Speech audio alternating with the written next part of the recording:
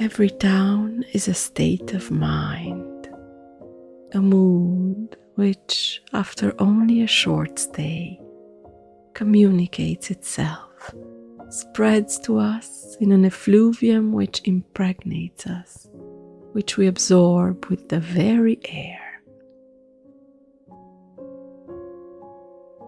Diving into a symbolist novel, even a short one, is an act of bravery. I'll admit it freely, I need to be motivated by something other than literature itself when facing certain genres. And for this classic of Belgian letters, the city of Bruges became my portal, my reason to persist, my very invitation to begin. So with the book in hand, I took my time. Late at night, when the city streets finally exhale, after the day's tide of tourists has receded, I met Georges Rodenbach in front of the Rosary Quay, one of the most photographed spots in Bruges, and the very place he chose as the residence of his protagonist. The water was still. The lamps glowed softly against the stone, and in that quiet, I could almost hear what he was trying to say. Born in Tournai to a French mother and a German father, Rodenbach studied law in Ghent, but carried throughout his life a nostalgic attachment to the quiet Flemish towns of his childhood, the ones that time seemed to have forgotten, or at least agreed to leave alone for a while.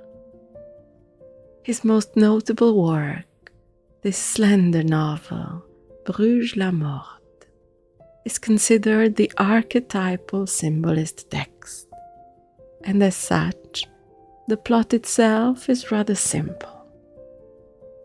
A widower named Hugues Vian has retreated to Bruges, seeking in its muted streets and silent canals a reflection of his grief. The city becomes his accomplice in mourning, its stillness a kind of shrine to his dead wife. But when he encounters a young actress who bears an uncanny resemblance to the woman he lost, his carefully preserved sorrow begins to unravel. What follows is an obsessive, increasingly unhinged attempt to resurrect the past, through imitation, through delusion, through a love that is less romance than haunting. And here's something quietly revolutionary. Bruges-la-Morte is said to be the first work of fiction ever illustrated with photographs. Not sketches or engravings, but actual photographs of Bruges, its bridges, its belfry, its canals, woven into the text as though the city itself were co-author. Rodenbach wanted readers to see what his characters saw, to feel the weight of stone and water pressing against the narrative. I found a copy of the original edition, photographs and all, in a museum shop in Brussels. Pure luck. I held it carefully, turning each page like an artifact, marveling at how ahead of its time this little book truly was. I wandered the streets he described. I entered the cathedrals, admired the canals drenched in moonlight, and while I can safely say that his Bruges no longer exists, the very success of his novel brought a flood of tourism that forever changed the city's European destiny. The book is still filled with beautiful turns of phrase. landscapes sketched entirely by feeling, a delicacy that lingers even when the subject matter grows heavy. Rodenbach declared openly that his intention was to make the city the main character of the story, to create a narrative that doesn't simply happen in Bruges, but that is shaped by the energy and vibration of the city itself. The fog, the bells, the water, all of them co-conspirators. And that alone is worth the effort of navigating this character's obsessive grief.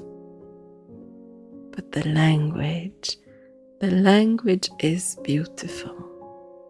Phrases like this one stopped me cold. It is precisely resemblance that reconciles habit and novelty, balancing them out, fusing them at some indefinite point, acting as their horizon line. These are the kinds of sentences that justify the journey, even through darkness. In the end, I believe this read has been essential to my understanding of something fundamentally Flemish in feeling and sensibility. Not every book needs to win your heart to teach you something true. Sometimes a novel offers you a key to a culture, a way of seeing that you wouldn't have found on your own. Bruges-la-Morte gave me that, a glimpse into the melancholic undercurrent that runs through so much of Flemish art and thought, the way beauty and sorrow can occupy the same space without contradiction. I'm only at the beginning of this literary journey, and already it announces itself as more subtle and surprising than I would have thought. With each book I finish, the puzzle looks both more chaotic and closer to a finished picture. Tomorrow we step away from the page and into the warmth of the kitchen, because December in Belgium wouldn't be complete without honoring a certain kind-hearted saint and the sweetness that arrives in his name. There will be spices, there will be butter, there will be a recipe passed down like a secret. So come back tomorrow. I'll be here, dusting flour from my hands, waiting just for you. Merry Advent.